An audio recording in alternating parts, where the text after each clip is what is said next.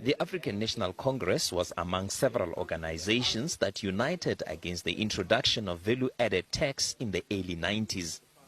The Liberation Movement believed that the tax would deepen poverty in black communities and fuel inflation. More concerning at the time was the proposed application of the tax on medical and municipal services. Some viewed this as an introduction of a tax on another tax. Most municipal councils were against the VAT. Well, the Johannesburg City Council, as with other major cities, as with other members of the United Municipal Executive, are going to make very strident representations to the Minister of Finance that this should not be allowed and that we should be zero rated as far as property is concerned. Despite the nationwide objection to VAT, government went ahead and it was introduced. This prompted a nationwide strike action on the 4th of November 1991.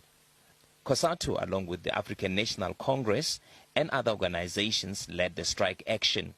We estimated that more than 3.5 million workers today supported the general strike, which was called to demand that the government change the VAT system and immediately enter into negotiations on the macroeconomic future and policies of South Africa.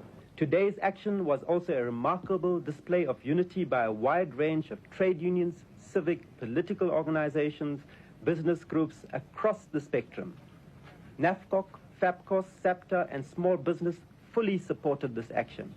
We commend these organizations for the efficient way in which they have ensured that our action was a success. Few months before the introduction of VAT, government consulted various stakeholders for inputs.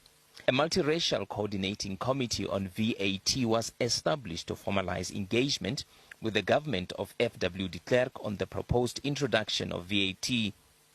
The group was represented by 18 organizations, including Operation Hunger, trade unions, consumer and health bodies. The state president has given us his undertaking that he would look very seriously at the proposals we put before him today, particularly those proposals relating to zero rating of basic foodstuffs, the provisions for mechanisms to enable particularly the disadvantaged communities on questions of water and electricity.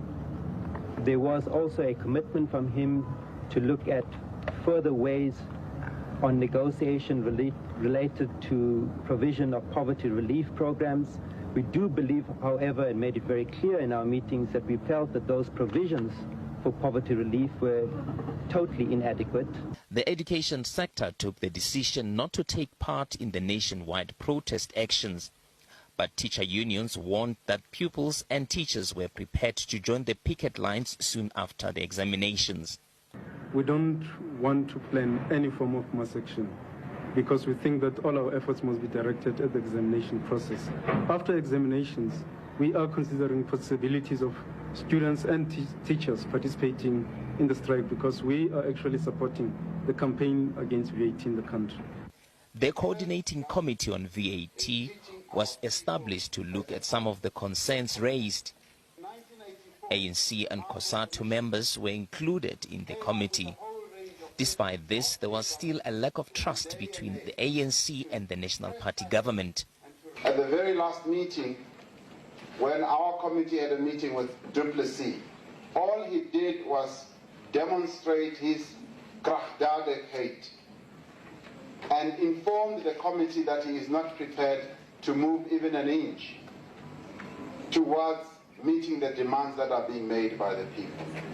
Mr. Chairman, this is a clear indication that the South African government, in implementing this tax, is actually making a mockery of the whole process of negotiation. But what do we find on tax?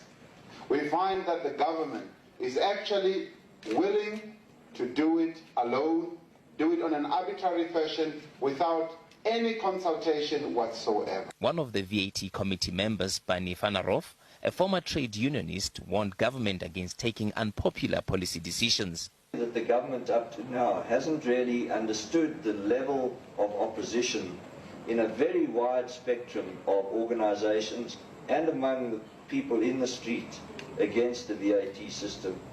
We hope that from today's summit it will be clear to the government that this is an extremely unpopular action that they've taken, and in view of that opposition, that they will be prepared to look more openly for a solution.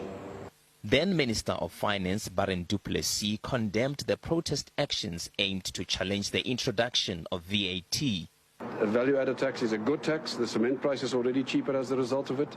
It is a good tax. We must maintain value-added tax as a good tax on a wide base at the lowest possible rate.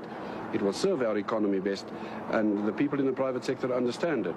And then also, we cannot, by way of pressure or protest marches or whatever, be forced to involve trade unions and all kinds of organizations into policy making as far as tax is concerned. The ANC and COSATU used its seat at the newly established VAT committee to push for zero rating of certain foodstuff.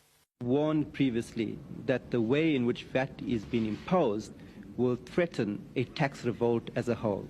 Already in the coordinating committee, the medical sector has indicated that there will be civil disobedience relating to the payment of tax on medical services.